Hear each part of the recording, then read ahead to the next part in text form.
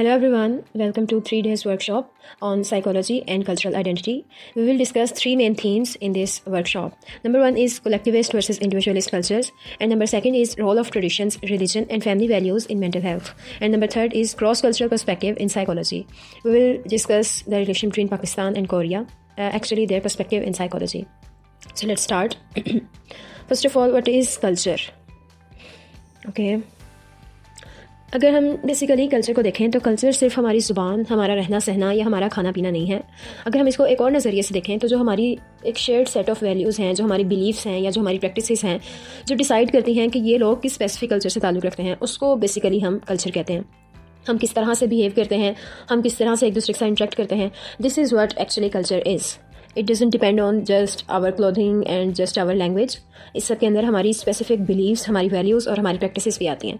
Culture directly हमारी psychology को shape करता है, हमारे सोचने के तरीके को शेप करता है, हमारे माइंड को, हमारे बिलीव्स को शेप करता है. हम अपने आप को कैसे डिफाइन करते हैं, स्ट्रेस कैसे डील करते हैं और हम अपने रिलेशनशिप्स को कैसे देखते हैं, हम अपने रिलेशनशिप्स को किस तरह से डील करते हैं, या रोज़मर्रा का जो हमारा स्ट्रेस है वो रिलेशनशिप को लेकर हो, फैमिली को लेकर हो, वर्क को लेकर हो, किसी भी चीज़ को लेकर हमारी बेसिकली हम यहाँ डेली लाइफ की बात कर रहे हैं ना, कि कल्चर की तरफ से जो हमें स्ट्रेस आता है. हमारे पाकिस्तान में जो है वो सोसाइटी सिस्टम जो है वो चलता है, पैट्रियार्की सिस्टम चलता है, तो उस हिसाब से जो हमें स्ट्रेस आता है उसको हम किस तरह से डील करते हैं. तो बेसिकली इन सारी चीज़ों को जो है वो कल्चर में देखा जाता है और इसी से जो है वो पहचाना जाता है कि एक इंसान की स्पेसिफिक कल्चर से ताल्लुक़ रखता है. नेक्स्ट आगे हम देख लेते हैं कि कलेक्टिविस्ट कल्चर्स क्या होते हैं और इंडिविजुअलिस्ट कल्चर्स क्या हैं. कलेक्टिविस्ट कल्चर जो हमारे पाकिस्तान में चलता है, बेसिकली कलेक्टिविस्ट सोसाइटीज़ में क्या होता है कि ग्रुप हार्मनी को जो है वो ज़्यादा इंपॉर्टेंस दी जाती है अपने पर्सनल गोल्स से. अब ग्रुप हार्मनी क्या है? ठीक है, ग्रुप हार्मनी का मतलब है कि हम आपस में एक दूसरे के साथ मिलजुल के रहना, आपस में एक दूसरे के साथ जुड़ के रहना. जैसे हमारे पाकिस्तान में ज़्यादातर जो है वो जॉइंट फैमिलीज़ का सिस्टम है, सब लोग आपस में रहते हैं और अपनी जो है वो पर्सनल गोल्स पे इसको ज़्यादा इंपॉर्टेंस देने से क्या मुराद है कि इंसान अपनी पर्सनल ख्वाहिशात को या अपने जो उसके पर्सनल ओपिनियंस होते हैं किसी भी स्पेसिफिक टॉपिक को लेके उसको साइड पे रख के, अगर उसकी फैमिली या अगर उसके दोस्तों या अगर उसकी कम्युनिटी को वो चीज़ असरअंदाज कर रही है या उसकी कम्युनिटी को वो चीज़ अच्छी नहीं लग रही, तो वो अपने पर्सनल ओपिनियंस को एक स्पेसिफिक टॉपिक पे जो उसके पर्सनल ओपिनियंस हैं उनको साइड पे रख देता है और अपनी कम्युनिटी को आगे करता है. This is what collectivist. और पाकिस्तान की सोसाइटीज़ में जो है हमें हर जगह कलेक्टिविस्ट कल्चर ही देखने को मिलता है. फॉर एग्जांपल अगर हम देखें, अगर हम स्टूडेंट लाइफ में देख लें तो अक्सर पेरेंट्स जो हैं वो अपनी चॉइस रख देते हैं बच्चे के सामने कि तुमने ये वाला सब्जेक्ट चूज़ करना है. यहाँ पे क्या होता है कि जो बच्चा है वो अपने पर्सनल ओपिनियन को साइड पे कर देता है अपनी पेरेंट्स की खुशी के लिए, कम्युनिटी की खुशी के लिए, कम्युनिटी में एक्सेप्ट होने के लिए. ये जो है कलेक्टिविस्ट कल्चर है. अगर हम इंडिविजुअलिस्ट कल्चर की बात करें तो इंडिविजुअलिस्ट कल्चर क्या है? अगर मैं अपना पर्सपेक्टिव बताऊं तो इंडिविजुअलिस्ट कल्चर जो है वो बहुत बेहतर है as compared to collectivist culture. यानी इंडिविजुअलिस्ट का मतलब स्पेसिफिकली ये है कि जहाँ पे पर्सनल गोल्स को ज़्यादा अहमियत दी जाए. यानी अगर हमारी कम्युनिटी ने या हमारी सोसाइटी ने ऐसे वैल्यूज़ या ऐसे बिलीव्स सेट कर दिए हैं स्टूडेंट्स के लिए कि अगर वो लड़का है तो वो इसी स्पेसिफिक फील्ड में जाएगा और अगर वो लड़की है तो वो इसी स्पेसिफिक फील्ड में जाएगी. लेकिन इंडिविजुअलिस्ट में क्या होता है? इंडिविजुअलिस्ट में अगर एक लड़की जो है किसी ऐसी स्पेसिफिक फील्ड में जाना चाह रही है जो कि बॉयज़ स्पेसिफिक कर दी गई है हमारी सोसाइटी की तरफ से, तो वहाँ पर लड़की जो है वो कम्युनिटी को देखने के बजाय अपने पर्सनल ओपिनियन को ज़्यादा अहमियत देगी. This is what individualist. यानी वो अपने आप को बताए कि मैं इंडिपेंडेंट हूँ, मैं अपने ओपिनियंस खुद लोगों के सामने रख सकती हूँ और लोग इसको एक्सेप्ट भी करेंगे. अगर वो खुद इस चीज़ को एक्सेप्ट करेगी अपने ओपिनियंस को, तभी सोसाइटी उस चीज़ को एक्सेप्ट करेगी. अपने आप को ये बताए कि मैं इंडिपेंडेंट हूँ, मैं क्रिएटिव हूँ, मैं यूनिक हूँ सबसे और ये चीज़ मैं कर सकती हूँ. अगर सोसाइटी ने इसको जेंडर स्पेसिफिक कर दिया है, इसका हरगिज़ ये मतलब नहीं है कि गर्ल्स उस चीज़ को नहीं कर सकती या बॉयज़ उस चीज़ को परस्यू नहीं कर सकते. तो इंडिविजुअलिस्ट कल्चर्स मेरे पर्सपेक्टिव के हिसाब से ज़्यादा बेहतर हैं. इससे क्या होता है? इससे जो प्रेशर या जो स्ट्रेस स्टूडेंट्स को फेस करना पड़ता है या किसी भी फैमिली मेम्बर को फेस करना पड़ता है सिर्फ इसलिए कि वो अपने पर्सनल ओपिनियंस को साइड पे रख के कम्युनिटी या अपने फैमिली मेंबर्स की खुशी के लिए उनकी बात मान लेते हैं, तो उससे जिस स्ट्रेस का सामना उनको करना पड़ता है वो स्ट्रेस लेवल कम किया जा सकता है और उनकी मेंटल हेल्थ जो है वो बेहतर की जा सकती है. लोगों को इनकरेज किया जा सकता है कि वो अपनी फीलिंग्स को अच्छे से एक्सप्रेस करें और बगैर किसी स्टिग्मा के प्रोफेशनल्स से हेल्प लें अगर उनको अपने मेंटल हेल्थ के लिए हेल्प की ज़रूरत है. क्योंकि हमारी सोसाइटी में मेंटल हेल्थ इश्यूज़ को इतना ज़्यादा स्टिग्मेटाइज़ किया जाता है कि लोग इस चीज़ को छुपाते हैं.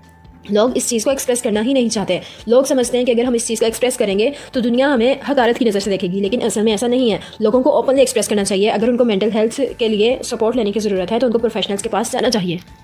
लेकिन हमारे कलेक्टिविस्ट कल्चर्स में क्या होता है कि मेंटल हेल्थ को इतना ज़्यादा स्टिग्मेटाइज़ कर दिया जाता है. हमारी सोसाइटी ने अभी तक इतनी एडवांसमेंट हो चुकी है दुनिया में, लोग जो है वो इतने एडवांस हो चुके हैं, मेंटल हेल्थ की इतनी ज़्यादा अवेयरनेस आ चुकी है, लेकिन उसके बावजूद हमारी सोसाइटीज़ में, हमारी कम्युनिटीज़ में मेंटल हेल्थ को जो है इतना ज़्यादा स्टिग्मेटाइज़ किया जाता है कि लोग इस चीज़ को बताने से डरते हैं और इस चीज़ के लिए सपोर्ट लेने से भी डरते हैं. इतना जो है वो इंसान खुद को लेस कॉन्फिडेंट तब नहीं समझता जब उसे मतलब सिर्फ खुद पता होता है कि उसको मेंटल हेल्थ के लिए सपोर्ट की ज़रूरत है, जितना इर्द गिर्द के लोग उसको उस चीज़ पे जो है वो कर देते हैं. कि फॉर एग्जांपल अगर एक इंसान स्ट्रेस को स्ट्रेस का शिकार है या डिप्रेशन का शिकार है, तो लोग उसको ये नहीं कहेंगे, उसको इनकरेज नहीं करते हैं हमारे यहाँ लोग, बल्कि क्या करते हैं कि उसको उल्टा नेगेटिव जो है वो नेगेटिव वे में जो है उस पर ताने कसते हैं या उससे बातें करते हैं कि ये ऐसे है या फलां ऐसा है। तो इस चीज़ की बजाय लोगों को एक दूसरे को इनकरेज करना चाहिए, एक दूसरे को इनकरेज करें ताकि हमारा जो यहाँ पे स्टिग्मा चलता आ रहा है मेंटल हेल्थ से रिलेटेड उसको कम किया जा सके। उसको कम किया जाएगा तो ऑटोमेटिकली हमारे जो मेंटल हेल्थ इशूज़ हैं वो आहिस्ता आहिस्ता कम होना स्टार्ट हो जाएंगे। जब हम खुद ही इसकी तरफ कोई स्टेप नहीं उठाना चाह रहे हैं, हमारा जो कल्चर है, कल्चर को सामने रख के, इवन तो हमारा कल्चर ऐसी कोई चीज़ जो है वो नहीं दिखाता, लेकिन फिर भी पैट्रियार्की को सामने रखते हुए और जो कलेक्टिविस्ट हमारा नज़रिया है उसको सामने रखते हुए हम अपने कल्चर को इस तरह से प्रमोट करते हैं कि यहाँ पे जो है मेंटल हेल्थ को बहुत ज़्यादा स्टिग्मेटाइज किया जाता है और इसका कोई हल नहीं है, जबकि इसका हल है। अगर हर इंसान खुद को बेहतर कर ले तो ऑब्वियसली हर चीज़ का हल निकल सकता है। नेक्स्ट हम देख लेते हैं कि इसके साइकोलॉजिकल इम्पैक्ट्स एक्चुअली क्या होते हैं। अगर हम कलेक्टिविस्ट की बात करें, फॉर एग्ज़ाम्पल हम पाकिस्तान और कोरिया की एग्ज़ाम्पल ले लेते हैं, तो सबसे पहले इसके साइकोलॉजिकल इम्पैक्ट्स क्या होते हैं।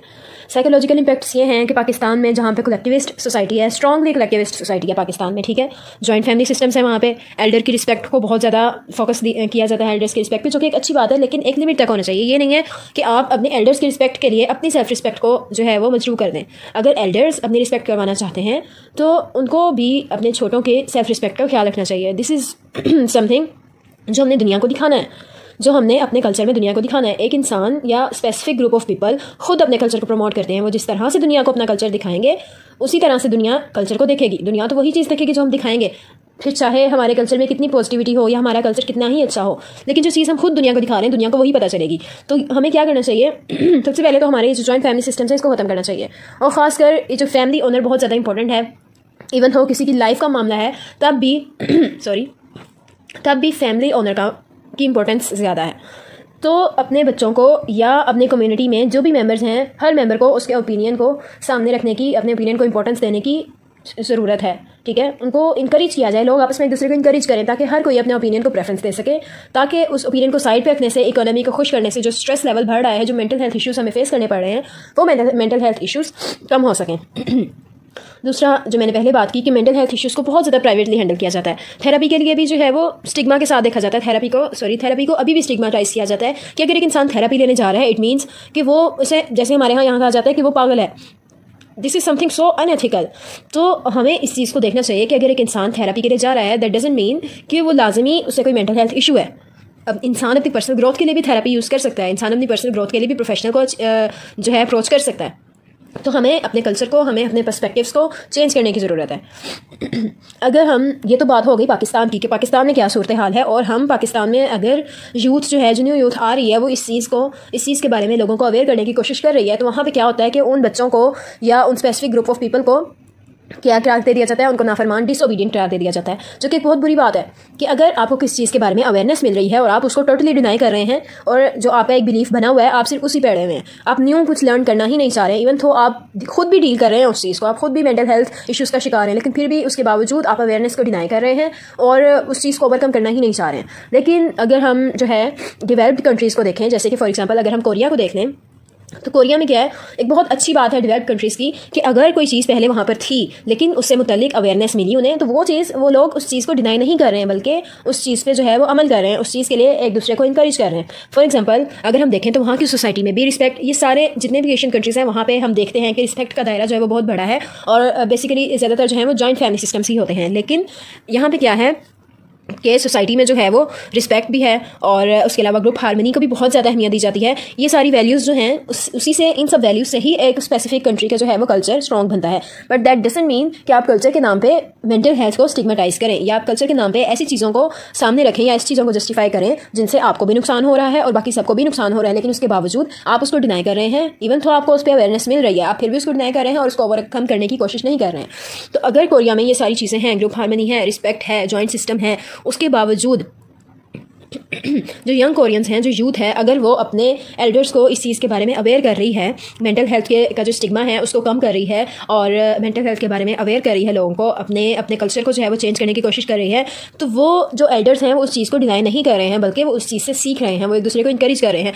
वो पुरानी वैल्यूज़, जो उनकी पुरानी चलती आ रही हैं वैल्यूज़, उन वैल्यूज़ को भी महफूज रख रहे हैं, उन वैल्यूज़ को भी साथ लेकर चल रहे हैं, और उसके साथ साथ जो नए आइडियाज़ आ रहे हैं उनको भी एक्सेप्ट कर रहे हैं। ये तो एक बहुत ही ज़्यादा कॉमन सेंस की बात है कि एक इंसान को अपने आप को टाइम के साथ साथ चेंज करना पड़ता है। लेकिन हमारे पाकिस्तान में जहाँ पे पेट्रियार्की सिस्टम चलता है, ना तो यहाँ पे जेंडर स्टीरियोटाइप्स पे आज तक कोई अवेयरनेस आई है, ना ही यहाँ पे मेंटल हेल्थ अवेयरनेस पे कोई अवेयरनेस आई है। और स्पेसिफिकली जो हमारे एल्डर्स हैं या जो हमारी कम्युनिटीज़ हैं, उनके अंदर ऐसे बिलीव्स बने हुए हैं, ऐसे जो हैं उनके माइंडसेट हैं कि अगर उन्हें कोई चीज़ बताई भी जा रही है, किसी चीज़ के बारे में अवेयर भी किया जा रहा है, तो वो उस चीज़ को डिनाई कर रहे हैं। इवन तो उनको उस चीज़ को ओवरकम करना चाहिए, उस चीज़ पे फोकस करना चाहिए, एक दूसरे को उसके लिए इंकरेज करना चाहिए। तो यही फ़र्क है डेवलपिंग और डेवलप्ड कंट्रीज़ में। यहाँ पे डेवलपिंग और डेवलप्ड का इतना जो है वो असर नहीं होता इस चीज़ पे, कल्चर पे। यहाँ पे आ जाती है बात लोगों की, लोगों के नज़रियों की, लोगों के बिलीव्स की, कि अगर आपको कोई न्यू चीज़, कोई न्यू आइडियाज़ मिल रहे हैं तो आप अपनी पुरानी वैल्यूज़ को साथ लेकर चलें, लेकिन जो न्यू आइडियाज़ मिल रहे हैं उनको भी एक्सेप्ट करें। उनको एक्सेप्ट करके जिन इश्यूज़ को आप फेस कर रहे हैं उन इश्यूज़ को ओवरकम करने की कोशिश करें, उन इश्यूज़ को सॉल्व करने की कोशिश करें।